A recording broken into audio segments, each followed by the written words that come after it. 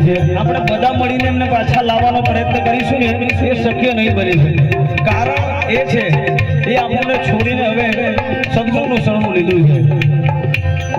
આ જીવ આ કાયાને છોડી જાય છે ત્યારે જીવને આપણે પકડી ના શકીએ ખાલી મહેસૂસ કરી શકીએ ત્યારે કવિ એમ કહે છે એક શેર એમ કહે છે मैं तो हूँ किसी तरह